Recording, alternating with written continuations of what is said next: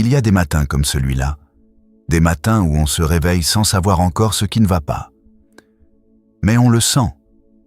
Avant que la première pensée ne prenne forme, avant que les yeux ne s'habituent à la lumière, il y a ce poids, familier et étrange à la fois. Comme si la nuit n'avait pas vraiment effacé ce que le jour d'avant avait laissé sur les épaules. Et dans cet espace-là, ce silence d'avant le monde, quelque chose se passe. Quelque chose que la plupart des gens traversent sans s'y arrêter. Pressés d'attraper leur téléphone, d'ouvrir les nouvelles, de remplir le vide avant de vraiment le regarder en face. Mais toi, ce matin, tu as choisi de t'arrêter ici.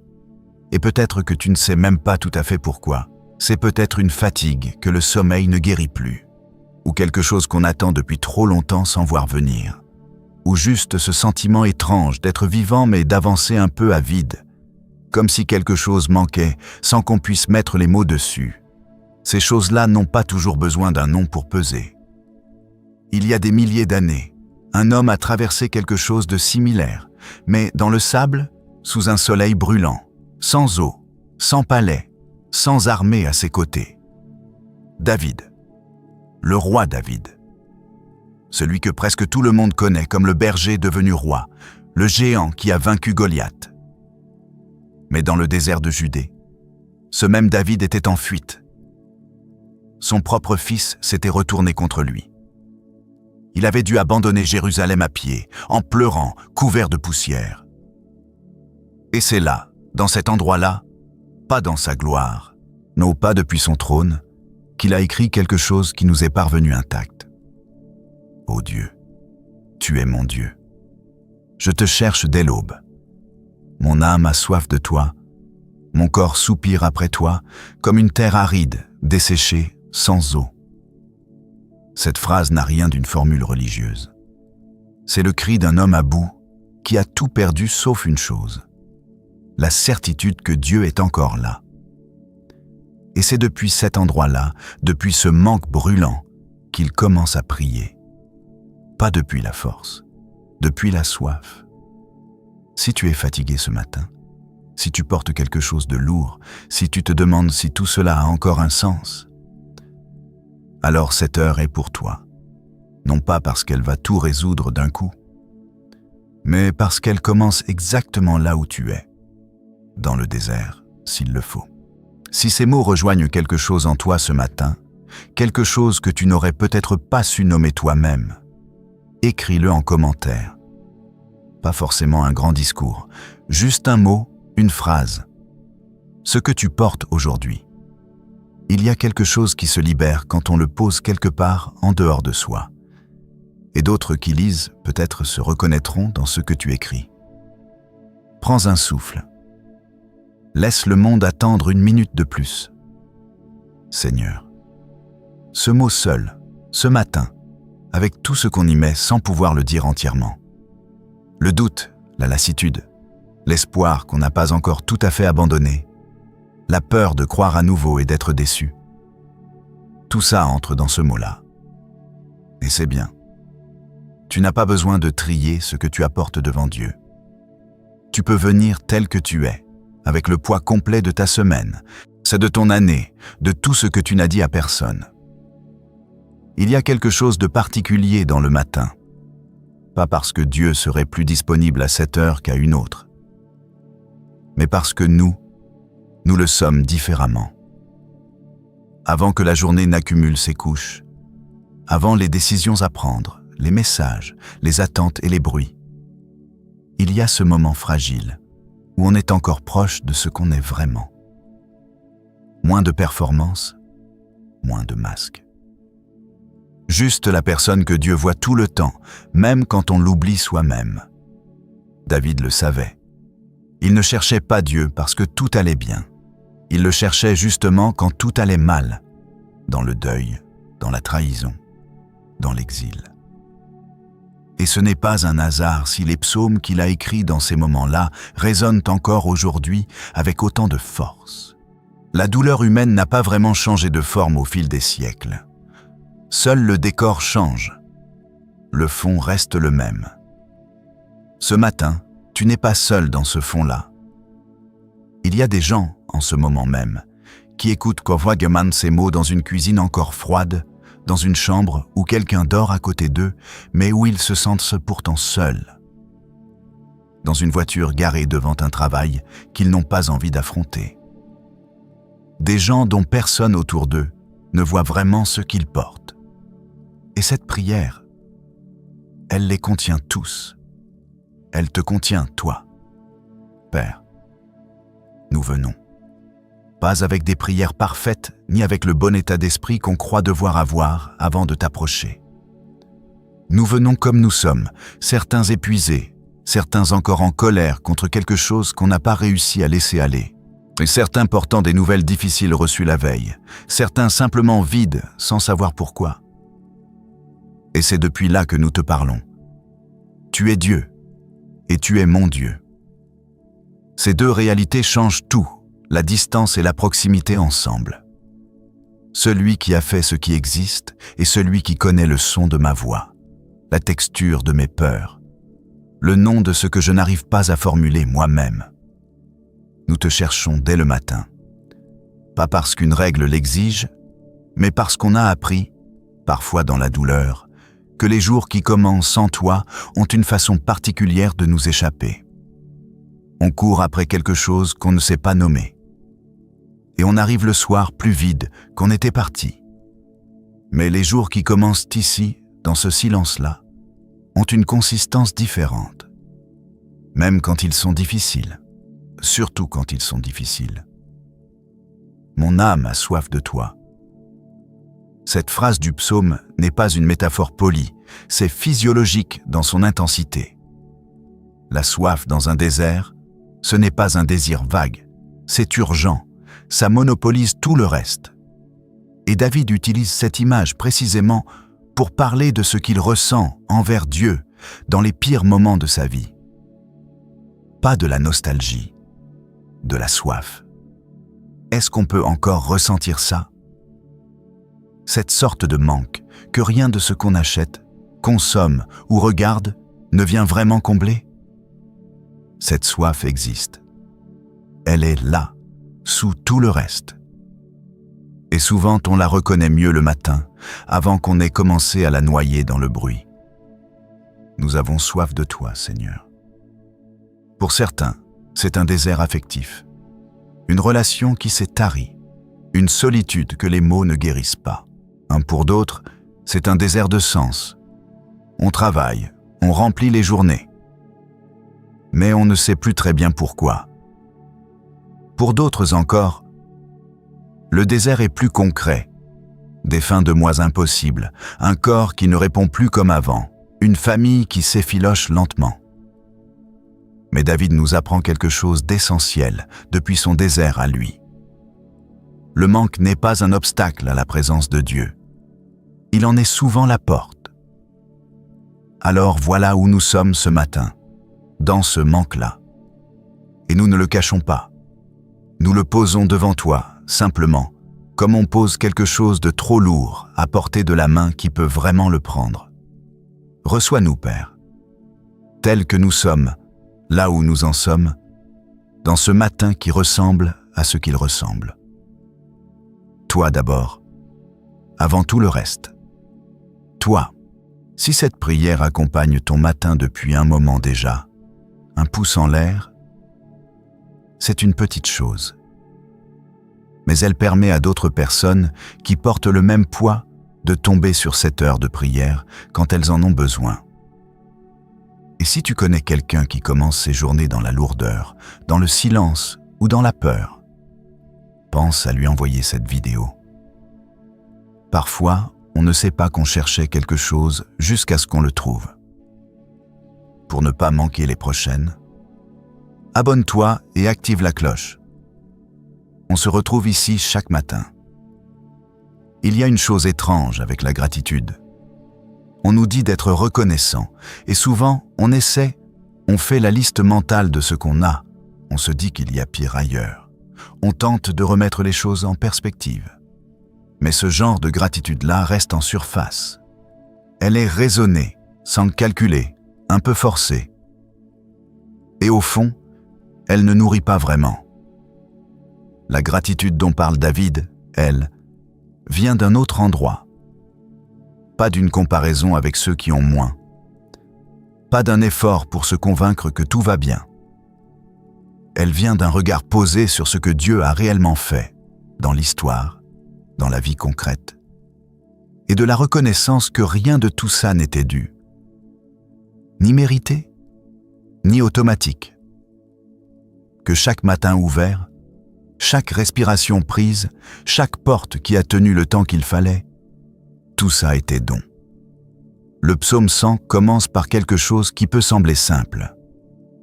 Pousser vers l'Éternel des cris de joie. Mais dans le contexte hébreu, ce n'est pas une invitation douce. C'est presque une déclaration de bataille, un cri.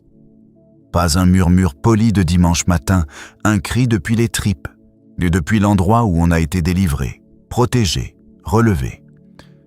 Depuis l'endroit où on a failli ne plus être là et où on est encore là quand même. Car l'Éternel est bon. Sa bonté dure toujours et sa fidélité de génération en génération. Cette phrase, elle ne parle pas seulement du passé. Elle parle de ce matin précisément. Sa bonté dure toujours. Elle n'a pas expiré hier soir. Elle ne s'est pas épuisée à force d'être donnée. Elle est là maintenant, dans ce moment, aussi entière qu'elle l'a toujours été. Seigneur, nous voulons nous arrêter ici quelques instants, avant de demander quoi que ce soit, avant même de parler des choses qui font mal, des situations qui semblent bloquées, des peurs qu'on porte depuis trop longtemps. Avant tout ça, nous voulons juste te regarder et dire merci pour ce qui est, même quand ce qui est ne ressemble pas à ce qu'on avait espéré. Merci pour ce matin. Pour le fait que les yeux se sont ouverts, que le cœur bat encore, que quelque chose en nous cherche encore, qu'on n'a pas renoncé au point de ne plus chercher du tout. Cette persistance-là, elle vient de toi. Ce souffle qu'on reprend chaque nuit sans y penser, il vient de toi aussi. Ce n'est pas rien. On oublie si facilement. On s'habitue à ce qui continue et on ne le perçoit plus comme un miracle. Mais il y a des gens qui ont ouvert les yeux hier matin et ne les ont pas refermés le soir. Des gens dont cette semaine était la dernière. Et nous sommes encore là, encore en train de respirer, encore capables d'entendre, de ressentir, d'espérer. Merci Père. Pas parce qu'il faut dire merci, parce qu'on y pense vraiment là, maintenant, et que c'est immense. Entrez dans ces portes avec des actions de grâce, dans ces parvis avec des louanges. Célébrez-le, bénissez son nom. Cette image du psaume, entrez dans les portes avec quelque chose dans les mains. Pas les mains vides, pas les mains crispées sur ce qu'on veut recevoir. Les mains ouvertes, tenant la gratitude comme on tient quelque chose de précieux qu'on veut offrir. C'est une posture intérieure avant d'être un geste. Et ce matin, nous la choisissons. Nous choisissons d'entrer dans cette heure les mains ouvertes. De ne pas commencer par nos manques, de commencer par ta présence et de reconnaître que cette présence seule suffit à changer quelque chose en nous. Parce que c'est ce qui se passe quand on entre vraiment dans la louange. Pas la louange performée, pas les mots qu'on récite machinalement. La louange vraie, celle qui naît d'une conscience réelle de qui tu es. Quelque chose se déplace. La perspective change. Ce qui semblait immense rétrécit un peu, non pas parce que ce n'est pas réel, mais parce qu'on a remesuré les proportions. Et toi, tu es plus grand que tout ce qu'on affronte. Nous te louons, Seigneur. Depuis cet endroit précis où nous sommes ce matin, depuis les appartements trop petits et les maisons qui craquent sous les tensions, depuis les vies bien remplies en apparence et creuses en dedans, depuis les familles recomposées, blessées, qui essaient encore, depuis les corps fatigués, les esprits épuisés les cœurs qui ont été abîmés et qui portent encore des cicatrices que personne ne voit. Depuis là, nous te louons, pas parce que tout est parfait, parce que tu l'es, toi. David disait quelque chose de radical dans le désert. Il disait « Ta grâce vaut mieux que la vie. Pas autant que, mieux que la santé parfaite, mieux que la sécurité financière, mieux que la reconnaissance des autres, que le succès qu'on cherche, que les projets qu'on rêve d'accomplir. Ta grâce vaut mieux que tout ça ensemble. » C'est une déclaration qui ne peut pas naître dans le confort. Elle naît dans le désert, quand tout le reste a été retiré ou menace de l'être, et qu'on découvre que quelque chose tient encore. Quelque chose qui n'appartient pas aux circonstances. Une présence qui ne part pas quand les autres partent. Une paix qui n'a pas de raison logique d'être là, mais qui est là quand même. Nous l'avons touchée, cette réalité-là, certains d'entre nous, dans des moments très sombres, dans des chambres d'hôpital, dans des nuits où on ne savait pas si on passerait au travers, dans des séparations, des deuils, des effondrements qui auraient pu être définitifs. Et quelque chose a tenu, quelque chose a dit « Je suis là », et on a su que ce n'était pas nous. C'est pour ça que nous revenons. Ce matin, demain matin, encore après. Pas par habitude. Parce qu'on sait ce que c'est de t'avoir trouvé là, où rien d'autre ne pouvait t'atteindre. Père, ta fidélité nous précède. Avant que cette journée ne commence, tu la connais déjà dans son entier. Tu sais ce qui nous attend avant qu'on y arrive. Tu as vu la réunion difficile, la conversation qu'on redoute, la nouvelle qu'on ne sait pas encore comment recevoir. Et tu t'y trouves déjà, pas en spectateur, mais comme quelqu'un qui a préparé quelque chose pour qu'on ne soit pas seul quand on y arrive. Ta fidélité de génération en génération, ce n'est pas une formule abstraite, c'est concret. C'est l'histoire de familles qui auraient dû être brisées et qui ont tenu, de trajectoires qui auraient dû se terminer dans le malheur et qui ont pris un autre chemin, d'enfants qui ont hérité non pas de la richesse ou du succès de leurs parents, mais de leur foi, et qui ont trouvé que c'était la part la meilleure. Nous nous tenons dans cette lignée ce matin.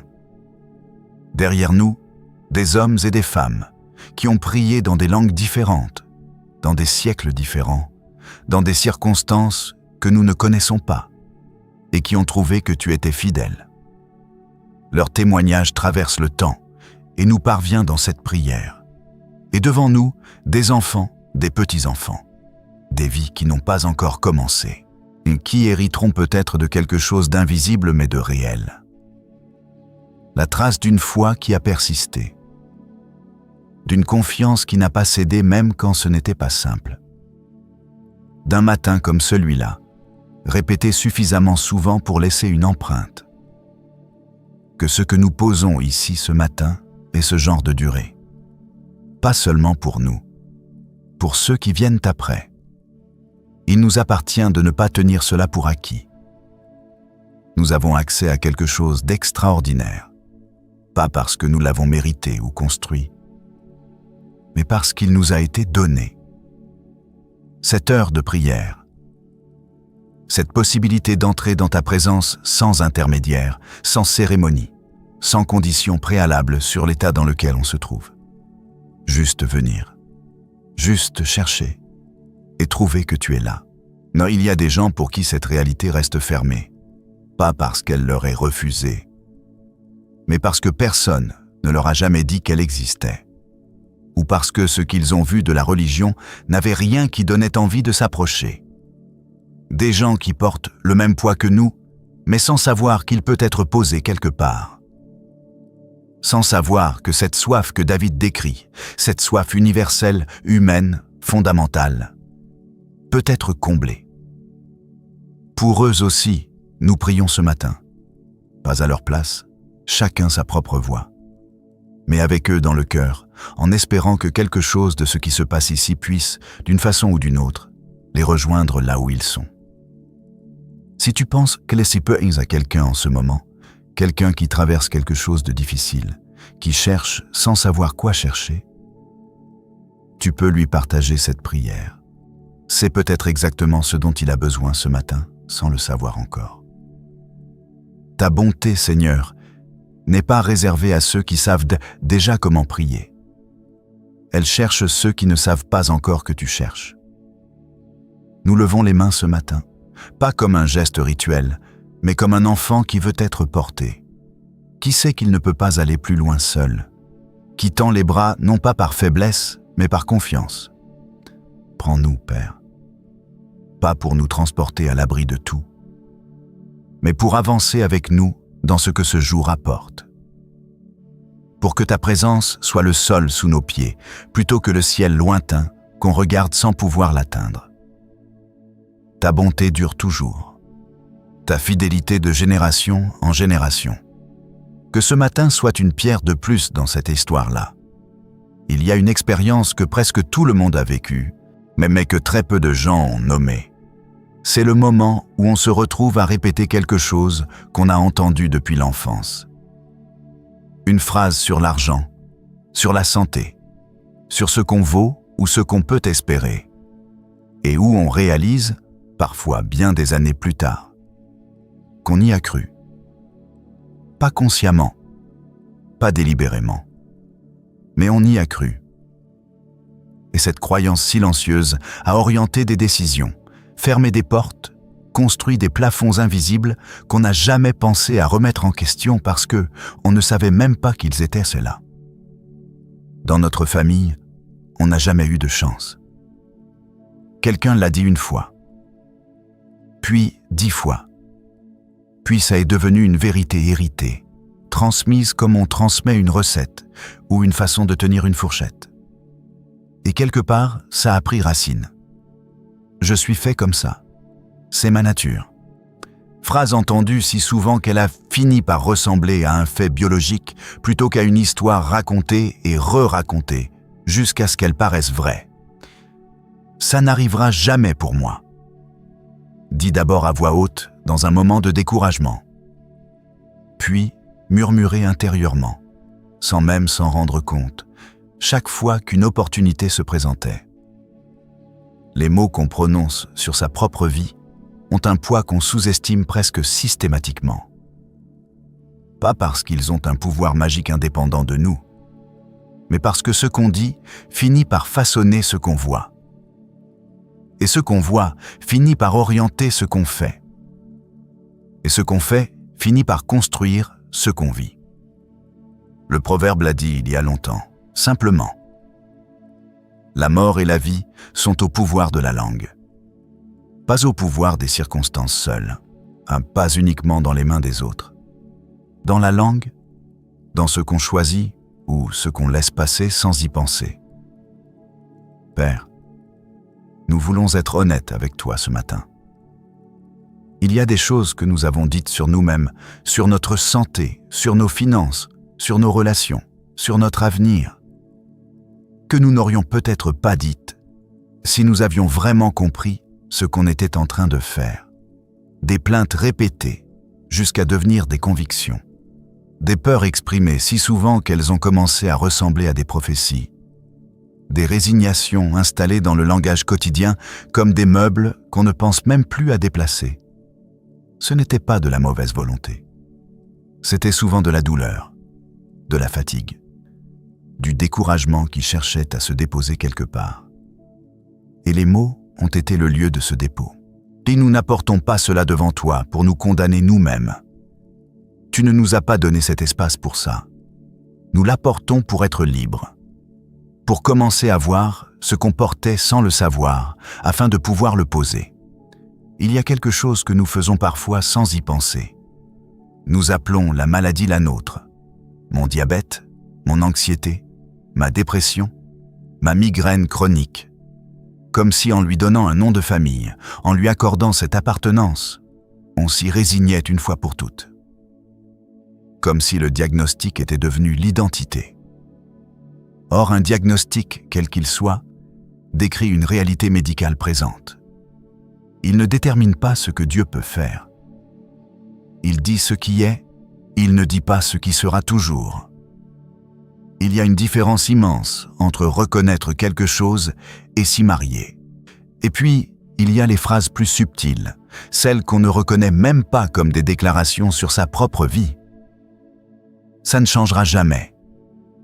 J'ai essayé. Ça ne marche pas pour moi. On n'est pas des gens à qui ça arrive. Ces phrases-là construisent silencieusement un monde dans lequel certaines choses sont impossibles, non pas parce que Dieu les a refusées, mais parce qu'on a intégré leur impossibilité avant même de les demander. Nous ne parlons pas ici de pensées positives ou de formules magiques. Nous parlons de quelque chose de plus profond, d'un alignement entre ce qu'on croit vraiment et ce qu'on dit. Et cet alignement commence par regarder honnêtement les phrases qu'on répète et se demander « Est-ce que c'est ce que Dieu dit sur ma situation ?»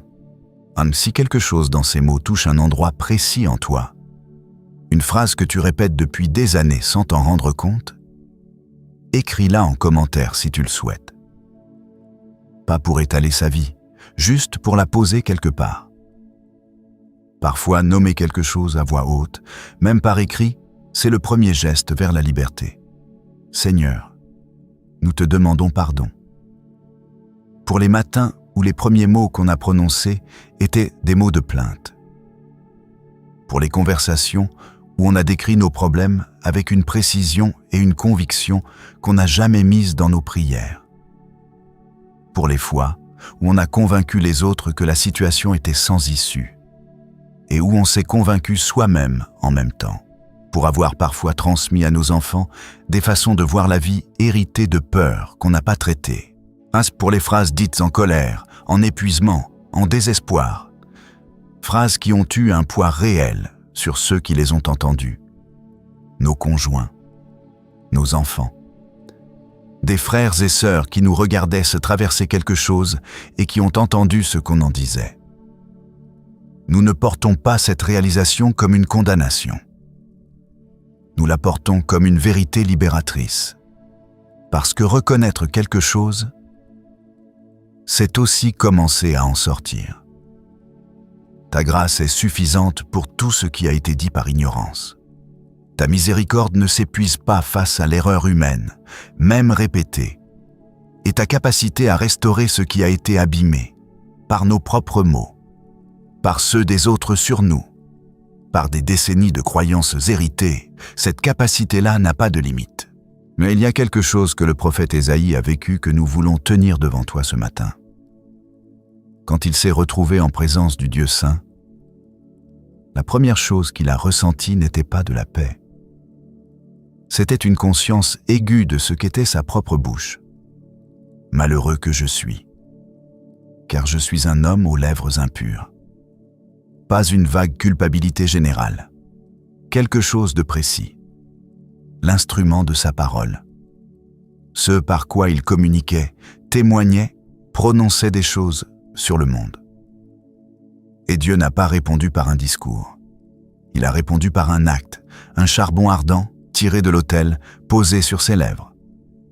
Une purification venue du feu sacré. Et après ça, ton iniquité est ôtée, ton péché est pardonné. Nous ne demandons pas la même vision, mais nous demandons la même chose au fond. Que quelque chose de ce qui a souillé nos paroles soit purifié. Pas pour qu'on devienne parfait dans ce qu'on dit, mais pour que la direction change, pour que la bouche qui a parfois servi la peur commence à servir la foi, pour que les mots qu'on prononce sur notre vie, sur nos enfants, sur notre avenir, commencent à ressembler davantage à ce que tu dis, toi. Touche nos lèvres ce matin, Père. Pas pour qu'on parle différemment en surface, mais pour que quelque chose change dans le fond, dans ce qu'on croit vraiment, dans ce qu'on espère vraiment, dans la vision qu'on a de ce que tu es capable de faire dans une vie ordinaire comme la nôtre. Nous renonçons ce matin à appeler nôtre ce qui ne nous appartient pas. La maladie n'est pas notre identité. La pauvreté n'est pas notre nature. L'échec n'est pas notre destin. L'anxiété n'est pas la texture permanente de nos jours. Ces choses existent, nous ne le nions pas, mais elles ne sont pas la conclusion. Il y a une différence entre décrire ce qu'on traverse et décréter que c'est là qu'on restera. Cette différence-là, nous voulons la vivre. Nous voulons apprendre à parler de nos difficultés sans en faire notre adresse permanente. Ce n'est pas naturel. Ce n'est pas ce que le monde autour de nous pratique. La culture dans laquelle nous vivons valorise souvent le réalisme pessimiste, nommer ce qui va mal, s'y attarder, l'analyser sous toutes ses coutures. Et parfois c'est nécessaire. Mais il y a une forme de réalisme que le monde ne pratique pas. Le réalisme de Dieu. Celui qui voit la réalité présente et la réalité de ce qu'il peut faire avec elle. David était dans un désert. C'était réel. Il n'a pas dit que ce n'était pas un désert. Mais il a dit depuis ce même endroit aride. Mon âme sera rassasiée comme de mes succulents. Depuis le manque, il parlait de festins à venir. Non pas dans le déni de sa situation, mais dans la foi que sa situation n'était pas le dernier mot. Seigneur, nous te demandons la liberté que donne cette vérité. Pas la légèreté forcée de celui qui fait semblant que tout va bien.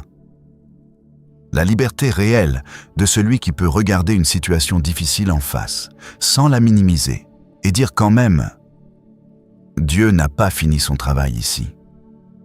Qu'il s'agisse de finances, des années où les fins de mois ont été des épreuves, où on a appris à se restreindre par nécessité, et où ce mot de manque s'est installé dans le corps comme une certitude. Libère-nous de la conviction que c'est ainsi que ça sera toujours, non par magie, mais par la transformation progressive d'une façon de voir, d'agir, de saisir les opportunités qu'on ne voyait plus parce qu'on ne les cherchait plus. Qu'il s'agisse de la santé, des corps qui signalent leur fatigue depuis longtemps, des diagnostics qui ont changé quelque chose dans la façon dont on se perçoit, des douleurs qu'on a appris à porter si normalement qu'on a oublié de prier pour en être délivré. Rappelle-nous que tu es le Dieu qui guérit, pas comme une formule, mais comme une réalité vivante que nous n'avons pas fini d'explorer.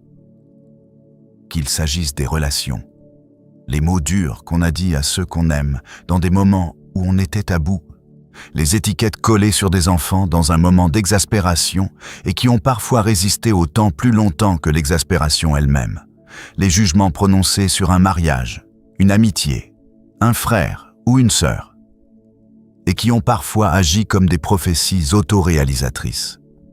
Pour tout cela, miséricorde et renouveau. Nous ne partons pas de cette prière avec la même bouche qu'en arrivant.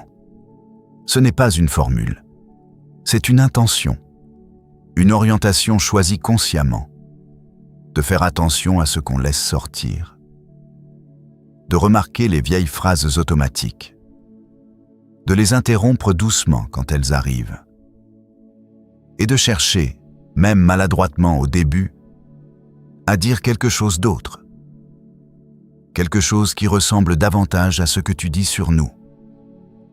Que ta parole soit le filtre de nos paroles, que ce que tu crois de nous commence à être ce que nous croyons de nous.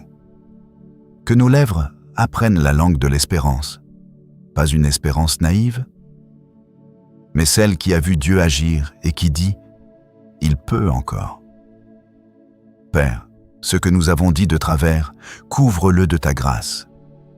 Ce que nous avons transmis sans le vouloir, arrête-le là, dans cette génération, dans cette prière. Et ce que nous dirons à partir de maintenant, guide-le. Fais qu'il ressemble, même imparfaitement, à ta voix. En ton nom, qui est au-dessus de tout nom. Si cette partie de la prière a touché quelque chose de précis dans ta vie, une phrase héritée, une croyance enfouie, quelque chose qu'on t'a dit et que tu as fini par croire, tu peux le partager en commentaire. Et si tu connais quelqu'un qui a besoin d'entendre que les mots qu'il porte sur lui-même ne sont pas une sentence définitive, envoie-lui cette vidéo. Ces prières sont faites pour être partagées. Abonne-toi si tu veux continuer ce chemin chaque matin. La cloche te préviendra dès qu'une nouvelle heure de prière est disponible. Il y a des dangers qu'on ne voit jamais. Pas parce qu'ils n'existent pas, mais parce qu'on ne les a pas traversés. La voiture qui a freiné à temps. La décision qu'on n'a pas prise et qui aurait tout changé dans le mauvais sens. La rencontre qui n'a pas eu lieu. La maladie qui s'est arrêtée avant d'aller plus loin. On ne sait pas ce dont on a été protégé, justement parce que la protection a fonctionné. On ne voit que ce qui arrive, jamais ce qui a été détourné. C'est peut-être l'une des formes les plus silencieuses de la grâce. Celle qui agit dans l'ombre, qui ne fait pas de bruit, qui ne se signale pas. Et parce qu'elle ne se signale pas, on l'oublie. On attribue au hasard ce qui était en réalité une main tendue dans un endroit qu'on ne regardait pas. Le psaume 121 dit quelque chose de très concret là-dessus. L'Éternel te gardera de tout mal, il gardera ton âme. L'Éternel gardera ton départ et ton arrivée dès maintenant et à jamais. Pas seulement les grands moments, pas seulement les crises visibles, le départ et l'arrivée, le quotidien, le trajet ordinaire, la journée sans événement particulier. Là aussi, il garde. Et le psaume 91 va encore plus loin dans cette image. Il te couvrira de ses plumes, et sous ses ailes, tu trouveras un refuge. Une image étrange au premier abord, mais qui dit quelque chose d'essentiel. La protection n'est pas une armure froide et rigide. Elle est vivante, proche, enveloppante, comme quelque chose qui respire autour de nous. Père, nous voulons prendre un moment ce matin pour reconnaître ce que nous ne voyons pas toujours, tout ce dont tu nous as protégés sans qu'on le sache, tout ce qui aurait pu arriver et qui n'est pas arrivé, toutes les fois où quelque chose s'est retourné au dernier moment. Une porte fermée qui nous semblait cruelle sur le moment et qui nous a évité quelque chose qu'on ne pouvait pas voir d'où on était. Nous avons tendance à ne compter que nos blessures, à faire l'inventaire de ce qui a mal tourné, de ce qu'on a perdu, de ce qui nous a manqué. C'est humain. Mais ce matin, nous voulons aussi compter l'autre liste, celle qu'on ne voit pas, et celle des protections invisibles, des accidents évités, des chemins détournés qui nous ont menés ailleurs sans qu'on comprenne pourquoi sur le moment. Merci Père, pour ce que nous savons, et pour ce que nous ne saurons jamais. Tu habites à l'abri du Très-Haut. Tu reposes à l'ombre du Tout-Puissant. Ce verset ne parle pas d'un lieu physique. Il parle d'une posture intérieure. Habiter à l'abri, c'est choisir de vivre depuis cet endroit-là. Pas y passer de temps en temps quand la situation devient trop lourde. Y habiter. En faire son point de départ permanent. Ce n'est pas de la naïveté. Ce n'est pas ignorer que le monde est difficile, que les gens font du mal, que les corps tombent malades, que les finances s'effondrent, que les relations se brisent. C'est exactement parce que tout ça est vrai qu'il faut un abri. Et cet abri-là n'est pas une illusion. C'est la seule réalité qui ne vacille pas quand tout le reste vacille. Nous choisissons ce matin d'y habiter. Non pas d'y passer pour cette heure de prière et de repartir ensuite comme si de rien n'était, mais d'y revenir au cours de la journée, dans les moments de pression, dans les décisions difficiles, dans les conversations qui risquent de déraper, dans les nouvelles qu'on reçoit et qu'on ne sait pas comment porter. Tu es notre abri, pas notre dernier recours, notre premier réflexe. Il y a une image dans le psaume 91 qui revient plusieurs fois sous des formes différentes, celle des ailes. Sous ces ailes, tu trouveras un refuge, et plus loin, celle de la mère oiseau qui couvre ses petits quand le danger approche. Ce n'est pas une image de distance, c'est une image de proximité absolue. Quand on est sous les ailes, on n'est pas regardé de loin avec bienveillance. On est couvert, physiquement couvert. Le danger existe toujours au dehors, mais quelque chose fait écran entre lui et nous. Quelque chose de vivant, de chaud, de présent. C'est ça que nous demandons ce matin. Pas que les difficultés disparaissent, pas que la journée soit facile, mais que cette proximité-là soit réelle, que dans ce qui vient, dans ce qu'on ne sait pas encore, il y ait une présence qui fait écran entre nous et ce qui voudrait nous atteindre profondément. Seigneur, nous te confions ce jour. Nous te confions les heures que nous ne connaissons pas encore, les rencontres imprévues, les nouvelles qu'on n'attend pas, les moments où quelque chose va se jouer sans qu'on l'ait planifié, une décision à prendre rapidement, une conversation qui prend une tournure qu'on n'avait pas anticipée, une émotion qui remonte au mauvais moment. Garde nos cœurs dans ces moments-là. Pas seulement nos corps, nos cœurs, parce que c'est souvent là que les vraies blessures arrivent. Pas dans les accidents visibles, mais dans les instants où quelqu'un dit quelque chose qui atteint exactement l'endroit qu'on croyait protégé. Ou dans les moments de solitude soudaine au milieu d'une foule. Ou dans le silence d'une maison après une mauvaise nouvelle. Garde nos cœurs dans ces endroits-là. Que ta paix soit plus rapide que notre peur. Que ta présence soit plus immédiate que notre réflexe de panique. Que quand quelque chose vacille, il y ait quelque chose en nous qui sache vraiment, pas juste en théorie, que tu tiens.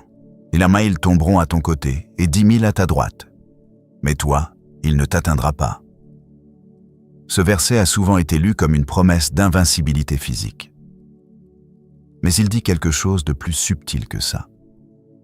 Il parle d'une vie qui continue d'avancer même quand tout autour s'effondre.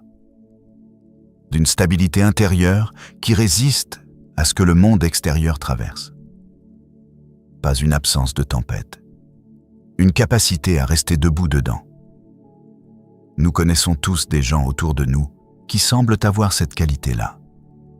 Pas des gens épargnés par les épreuves, souvent même des gens qui en ont traversé plus que la moyenne. Mais quelque chose en eux tient. Une paix qui ne s'explique pas entièrement par leur caractère ou leur force de volonté. Quelque chose d'autre. Quelque chose qui vient d'ailleurs. C'est ce que David décrit depuis son désert. Pas l'absence de danger, la présence de Dieu au milieu du danger. Et cette présence change tout. Pas les circonstances, pas immédiatement, mais la façon dont on les traverse, la façon dont on sort de l'autre côté. Père, nous te demandons cette stabilité-là pour aujourd'hui, pas d'être épargné de tout. Nous savons que ce n'est pas ce que tu as promis, et nous avons assez vécu pour savoir que les épreuves font partie du chemin, mais d'avoir en nous ce centre qui tient, ce point d'ancrage qui ne bouge pas quand tout le reste bouge. Pour nos enfants, qu'ils soient gardés aujourd'hui dans leurs écoles, dans leurs trajets, dans leurs relations avec leurs amis, dans tout ce qu'ils traversent loin de nos regards. Tu les vois quand nous ne les voyons pas. Tu es là où nous ne pouvons pas être. Nous te confions ce que nous ne pouvons pas contrôler. Pour ceux dans nos familles qui traversent quelque chose de difficile en ce moment. Une maladie, une rupture, une perte, une décision impossible. Sois leur abri là où nous ne pouvons pas les atteindre. Couvre-les de ces ailes que le psaume décrit. Qu'ils sachent, même sans pouvoir l'expliquer, qu'ils ne sont pas seuls dans ce qu'ils portent. Pour nous-mêmes, dans ce qui nous attend aujourd'hui et qu'on ne sait pas encore. Que ton départ et ton arrivée, comme dit le psaume, soient gardés. Le départ de chez soi le matin, l'arrivée le soir, et tout ce qui se passe entre les deux. Il y a quelque chose de libérateur dans cette prière de protection. Et ce n'est pas l'illusion que rien de mauvais ne peut arriver. C'est la certitude que rien de ce qui arrive ne peut arriver en dehors de ta connaissance. Que rien ne te surprend. Que rien ne t'échappe. Et que même dans ce qui nous échappe à nous, tu es là, actif, présent, tenant quelque chose qu'on ne voit pas encore. C'est assez. Ce matin, c'est assez. Nous sortons dans cette journée non pas blindés contre tout, mais accompagnés. Et l'accompagnement, finalement, vaut mieux que l'invincibilité. L'invincibilité est solitaire. L'accompagnement, lui, n'a pas besoin que tout se passe bien pour rester vrai. Tu nous accompagnes, Père. Départ et arrivée. Dès maintenant et à jamais. C'est depuis cette certitude-là que nous avançons. Si cette prière de protection rejoint quelque chose que tu vis en ce moment, une inquiétude pour quelqu'un que tu aimes, une peur pour ta propre vie ou ta santé, tu peux le déposer en commentaire. On prie ensemble, même à distance. Et si tu veux retrouver cette heure de prière chaque matin, abonne-toi et active la cloche. Comme ça, elle t'attend dès que tu ouvres les yeux. Il y a une phrase que beaucoup de gens connaissent par cœur, mais que très peu ont vraiment laissé entrer. L'Éternel est mon berger, je ne manquerai de rien.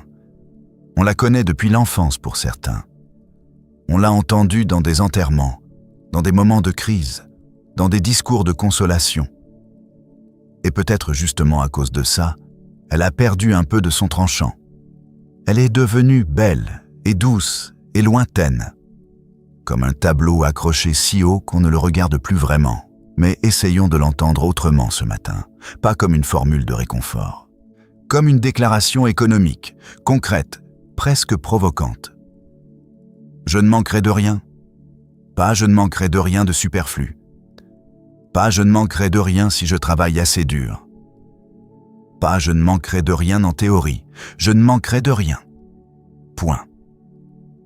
David écrit ça depuis une vie qui a connu la faim, l'exil, la guerre, la perte. Pas depuis un palais confortable où tout était garanti. Il écrit ça depuis l'expérience d'un homme qui a vu, à plusieurs reprises, la provision arriver là où il n'y avait plus rien, et qui en a tiré une conclusion simple et radicale. Ce berger-là ne laisse pas ses brebis sans ce dont elles ont besoin. Père, nous voulons t'apporter ce matin ce qui nous pèse sur le plan de la provision. Pas seulement les finances, même si pour beaucoup d'entre nous, c'est là que la pression est la plus immédiate, mais tout ce dont on a besoin et qu'on ne sait pas encore d'où ça viendra. Le travail qu'on cherche, la porte qui tarde à s'ouvrir, le projet qui a besoin de ressources qu'on n'a pas encore, la famille à nourrir, à loger, à soigner avec des moyens qui ne semblent jamais tout à fait suffisants. Nous te l'apportons sans honte, parce que le besoin n'est pas une honte, c'est une réalité humaine. Et tu le sais mieux que nous, toi qui as créé des êtres qui ont besoin de manger, de dormir, d'être aimés, d'avoir un toit. Tu n'as pas créé le besoin pour nous humilier, tu l'as créé pour qu'on sache vers qui se tourner. Alors nous nous tournons vers toi ce matin, avec la liste complète. Rien de caché, rien d'embelli. Ce qu'on a, ce qu'on n'a pas, ce qu'on craint de ne pas avoir bientôt. Tout ça est sur la table devant toi. Et il y a une chose que le psaume 23 ne dit pas. Et son silence sur ce point est presque aussi important que ce qu'il dit. Il ne dit pas que le berger donne aux brebis tout ce qu'elles désirent. Il dit qu'elles ne manquent de rien. Ce n'est pas la même chose. Le désir peut vouloir beaucoup de choses qui ne sont pas nécessaires, qui même parfois seraient nuisibles si elles arrivaient trop tôt, trop vite, ou de la mauvaise façon. Mais le besoin réel, celui-là, le berger le connaît. Et il y pourvoit. C'est une distinction qui demande de la confiance. Parce que parfois, ce qu'on attend ne vient pas de la façon dont on l'avait imaginé. La provision arrive autrement, par un chemin différent, à un moment qu'on n'avait pas prévu. Et on a besoin de suffisamment de confiance pour reconnaître la réponse quand elle prend une forme qu'on n'attendait pas. Nous te demandons cette confiance-là ce matin. Pas la certitude que tout se passera comme on l'a planifié, mais la paix de savoir que tu connais ce dont nous avons vraiment besoin, mieux que nous le connaissons nous-mêmes, et que tu n'as pas oublié notre adresse. Seigneur, nous te confions notre travail. Ceux qui en ont, qu'ils puissent le faire avec une présence réelle, une intégrité qui ne se négocie pas, une qualité qui honore le fait que leur talent vient de toi, que les journées difficiles, les collègues compliqués, les pressions et les délais ne les réduisent pas à survivre, qu'il reste en eux quelque chose de vivant, même dans les environnements qui ont tendance à l'éteindre. Ceux qui en cherchent, qu'une porte s'ouvre, pas n'importe laquelle, la bonne, celle qui correspond à ce qu'ils ont à offrir, à ce qu'ils ont besoin d'apprendre encore, à l'endroit où tu veux les voir aller. Garde-les de l'amertume pendant l'attente. L'attente a une façon particulière de faire douter de soi, de sa valeur, de ses capacités. Rappelle-leur dans ces moments-là que l'attente n'est pas un abandon. C'est souvent une préparation. Et ceux dont le travail est invisible, les parents qui élèvent des enfants sans que personne ne compte leurs heures, ceux qui s'occupent d'un proche malade, ceux dont la contribution ne rentre dans aucune case officielle, mais qui tient des vies entières. Ce travail-là aussi, tu le vois. Il a de la valeur devant toi-même quand le monde ne sait pas comment le mesurer. Et nous te confions nos finances dans leur réalité la plus concrète. Les factures de ce mois. Les dettes qui pèsent depuis trop longtemps. Les fins de mois calculées et recalculées sans que les chiffres changent vraiment. Les projets mis en attente faute de moyens. Les rêves qu'on a commencé à mettre de côté parce que la réalité économique semblait plus forte qu'eux. Nous ne te demandons pas de la richesse pour la richesse. Nous te demandons assez. Assez pour vivre avec dignité. Assez pour prendre soin de ceux qui dépendent de nous. Assez pour pouvoir donner à notre tour parce qu'on sait que la générosité n'est pas réservée à ceux qui ont beaucoup. Et qu'il y a quelque chose qui se libère dans une vie quand on peut tendre la main vers quelqu'un d'autre. Ouvre des chemins que nous ne voyons pas encore. Tu en as l'habitude. Des provisions qui arrivent d'où on ne les attendait pas. Des opportunités qui se présentent sans qu'on les ait planifiées. Des rencontres qui changent une trajectoire. Tu n'es pas limité par ce que nous voyons comme possible depuis là où nous sommes. Il me fait reposer dans de verts pâturages. Il me dirige près des eaux paisibles. Cette image du psaume, les pâturages verts, les eaux tranquilles, elle parle aussi de quelque chose qu'on oublie souvent d'inclure dans nos prières de provision. Le repos. Le repos est une provision comme les autres. Dans une culture qui glorifie l'épuisement, qui mesure la valeur d'une personne à sa productivité, qui traite le sommeil comme un luxe ou la pause comme une faiblesse.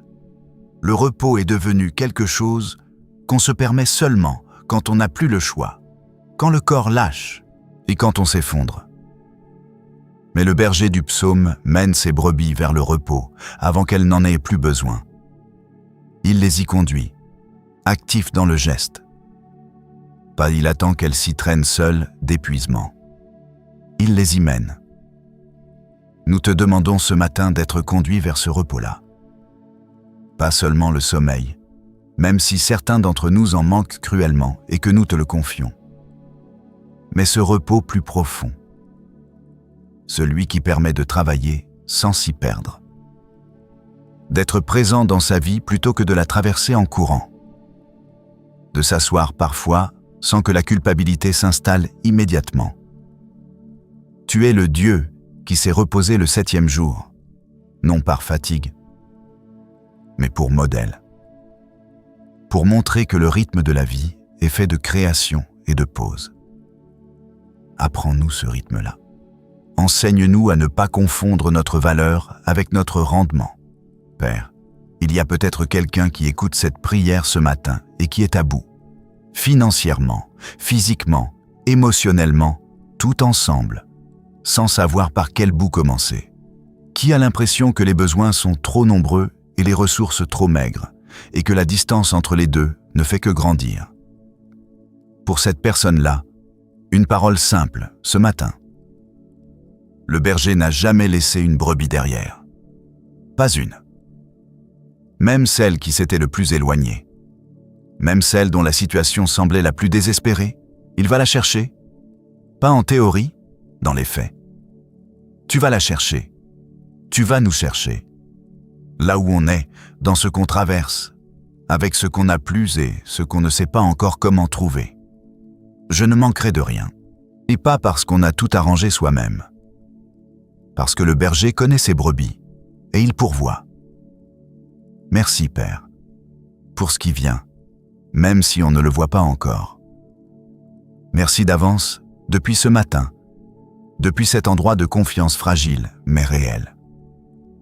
Merci parce que tu es fidèle, et que ta fidélité ne dépend pas de notre capacité à la mériter. Nous avançons dans ce jour avec ça, avec juste ça. Et c'est assez. Si cette partie de la prière a touché une situation concrète que tu traverses, une inquiétude autour du travail, des finances, de la provision pour ta famille, écris-le en commentaire si tu le souhaites. Et si tu veux que ces matins de prière fassent partie de ton quotidien, abonne-toi et active la cloche. On se retrouve ici demain. Il y a un moment dans chaque prière où il faut se lever. Pas parce qu'on a tout réglé, pas parce que toutes les questions ont trouvé leur réponse, ou que toutes les peurs se sont dissipées. Mais parce que la prière n'est pas faite pour qu'on y reste enfermé. Elle est faite pour qu'on en sorte différemment.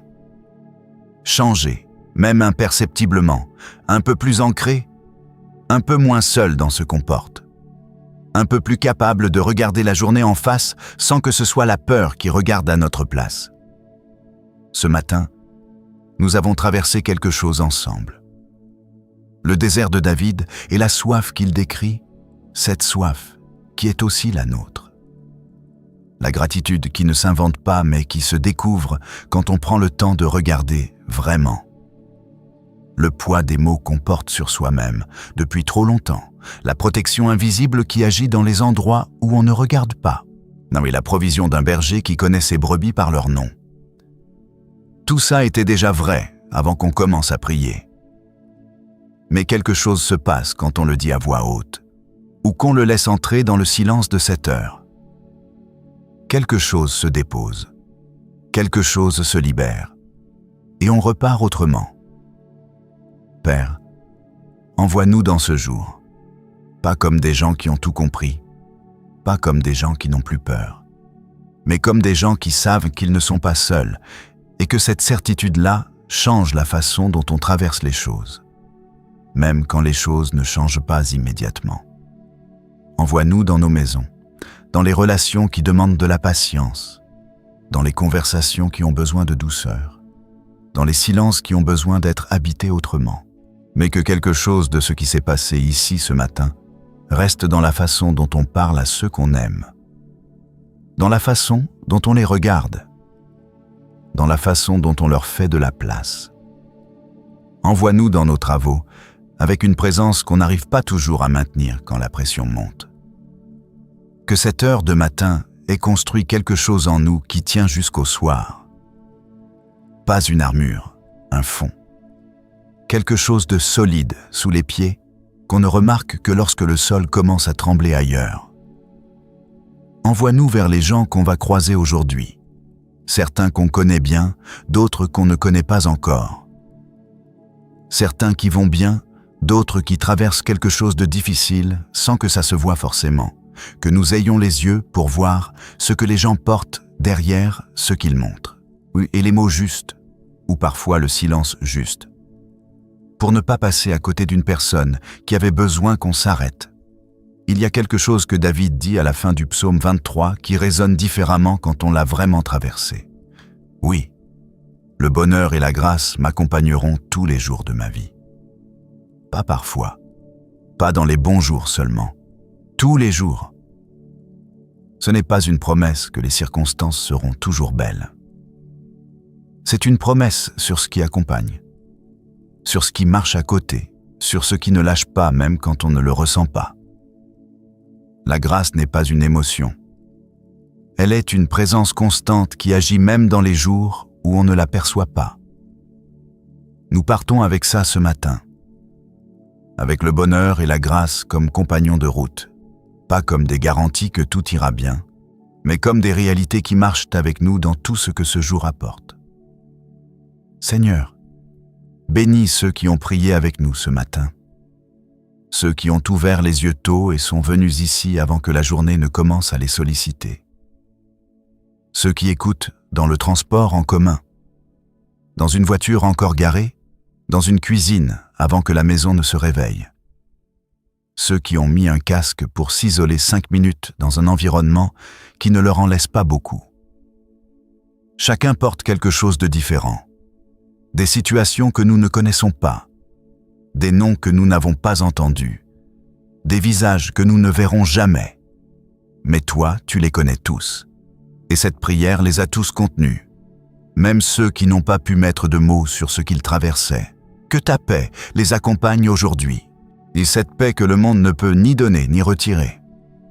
Celle qui s'installe en dessous des émotions, plus profonde que l'anxiété, plus stable que les circonstances. Que ce soit ce qu'ils emportent de cette heure, pas des réponses à toutes leurs questions. Mais cette paix-là, elle suffit pour avancer.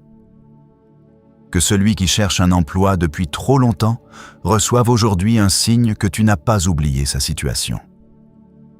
Pas forcément la réponse finale, mais quelque chose. Une porte entr'ouverte, un appel inattendu, une rencontre qui change une perspective. Quelque chose qui lui permette de continuer à espérer sans s'épuiser dans l'espoir. Que celui qui soigne un corps abîmé reçoive aujourd'hui un peu de répit.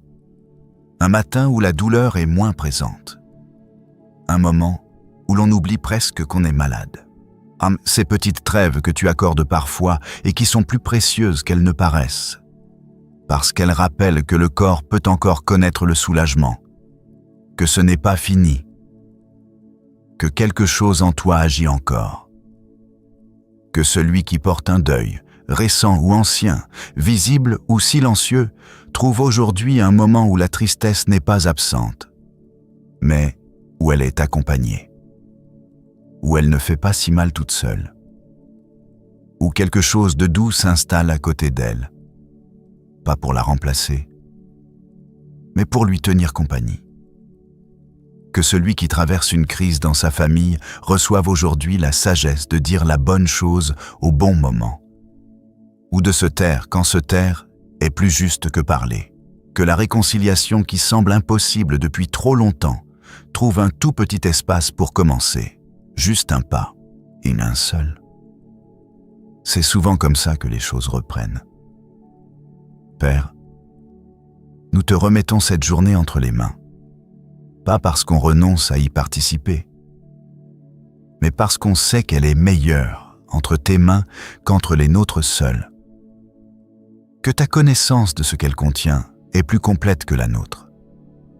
Que ton regard sur ce que nous traversons est plus juste que le regard qu'on porte sur nous-mêmes.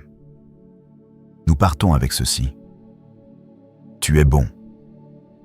Tu l'as été hier. Tu l'es ce matin. Tu le seras demain. Cette bonté-là n'a pas de condition.